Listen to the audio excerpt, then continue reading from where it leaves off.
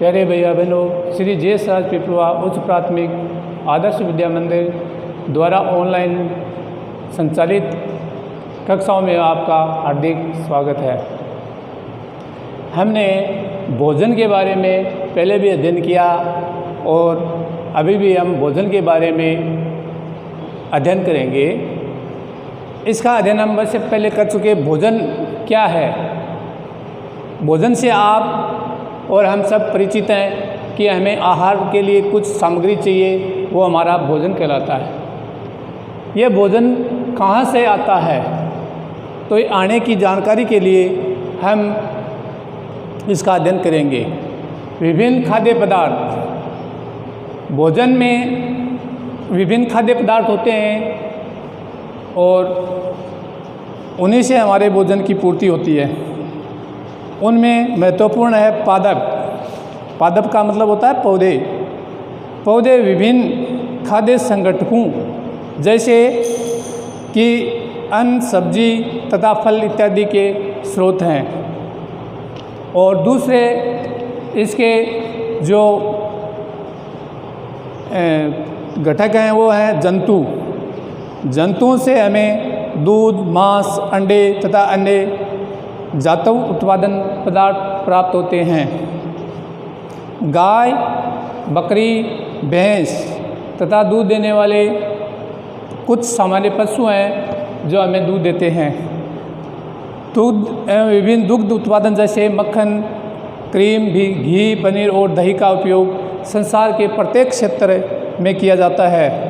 क्या आप इन सब जंतुओं को जानते हैं? तो जो हमें दूध देते हैं ये जंतु गाय है, भैंस है, बकरी है इत्यादि। विभिन्न खाद्य पदार्थ और दूसरा है खाद्य सामग्री एवं उनके स्रोत। तो मैंने आपको एक छोटी सी सारणी के तौर पर यहाँ बता रहा हूँ। खाद्य व्यंजन सघटक जिसे वे बने हैं तथा उनके स्रोत।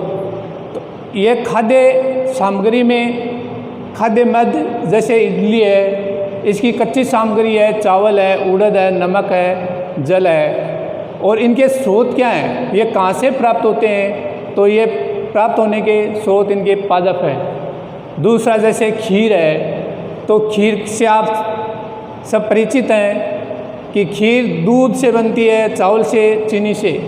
तो ये दूध कहाँ से प्राप्त होता है? तो दूध का जो स्रोत है वो जंतु है। चावल है वो प्राप्त होता है, उसका स्रोत है पौधा है। एक रूप में हम पादपों को काम में लेते हैं। तो पादप यानी पौधे हमारे भोजन का एक मुख्य स्रोत है। हम पौधे के कौन से भाग का उपयोग खाद्य पदार्थ के रूप में करते हैं, ये जानने के लिए हम पौधे के अनेक भाग होते हैं। खाद्य सामग्री में जड़ है, तना है, पत्ती है, फल है और बीज भी है। हम पत्तियों वाले अनेक सब्जियां खाते हैं। कुछ पौधे के फलों को भोजन के रूप में खाते हैं, कभी हम जड़ के रूप में, तो कभी हम तना, तो कभी हम पुष्प के रूप में और कभी हम बीज के रूप में, कभी हम फल के रूप में भोजन करते हैं।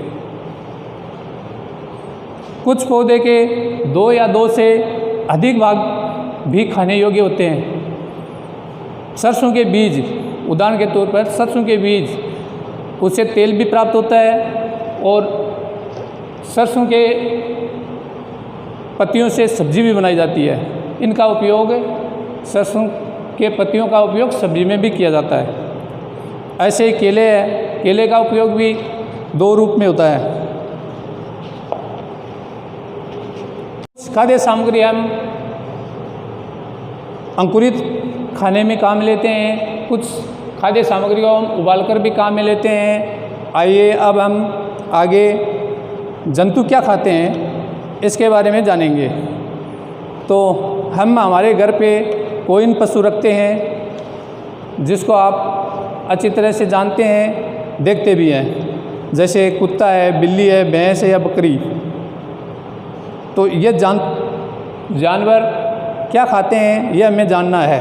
तो ये इनके भी अलग अलग प्रकार होते हैं। कुछ जानवर होते हैं वो शाकाहारी पादप और पेड़ पत्तियों से काम चलाते हैं। कुछ जंतु ऐसे होते हैं जो मांसाहारी होते हैं, जो जानवरों जीव जंतु से अपना पेट भरते हैं।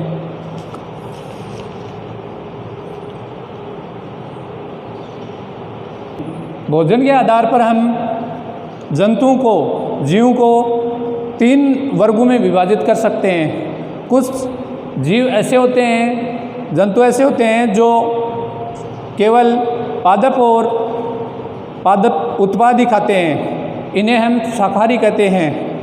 और कुछ जंतु ऐसे होते हैं जो दूसरे प्राणियों को खाते हैं, जीवों को खाते हैं, उन्हें हम मांसाहारी कहते हैं। तीसरा जो दोनों का उपयोग करते हैं, यानी भोजन में दोनों उत्पादों और जंतुओं का भोजन करते हैं, उन्हें हम सर्वाहारी कहते हैं। तो ये भोजन के 3 वर्ग हो गए। यानी कहने का मतलब यह हुआ कि भोजन खाने वाले 3 प्रकार के वर्ग में शाकाहारी, मांसाहारी और सर्वाहारी वर्ग होता है। हम जानते हैं कि हम में से बहुत से लोग ऐसे हैं जिन्हें पर्याप्त भोजन नहीं मिलता है। हमें ऐसे उपाय खोजने की भी आवश्यकता है जिनके द्वारा देश में अधिक खाद्य सामग्री उत्पादन किया जा सके। यही पर्याप्त नहीं होगा, बल्कि हमें ऐसे भी उपाय खोजने चाहिए जिनसे हम सुनिश्चित हो जाएं कि यह भोजन हमें से प्रत्येक को आसानी से उपलब्ध हो सके। आज की कक्षा में हम इतना ही अध्ययन करेंगे।